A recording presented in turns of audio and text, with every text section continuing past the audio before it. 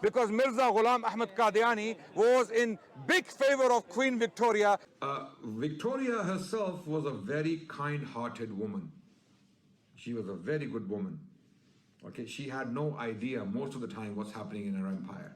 She didn't know what her people, her administrators are doing in India and in Africa and in Australia, okay, to the Aborigines. She had no idea, or in Canada for that matter, what's happening to the natives, right? She herself was a very kind-hearted woman, and there's a very touching story of Victoria and a Muslim servant of hers, right? She took him as a son. His name was Abdul Karim, and you must read this book titled Victoria and Abdul. They even made a movie on this, right? Victoria and Abdul. So this is a true story hidden from the world for nearly 100 years. How many people knew about Victoria and Abdul before this book was published? How many people? No one knew. Even I consider myself a serious student of history, right? I had no idea who Abdul Karim was until this book came out. I'm thinking, what? Abdul Karim, who is this? So when I studied him, Victoria was learning how to read Urdu from him. He was teaching her how to write Urdu. In her private personal diaries, Victoria has written Urdu.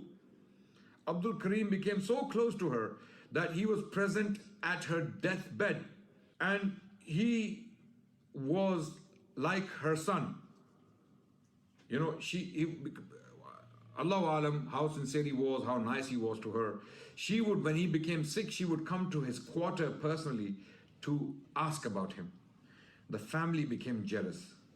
The royal family at the time, a bunch of racist bigots, right, including Victoria's son, the future King Edward, right?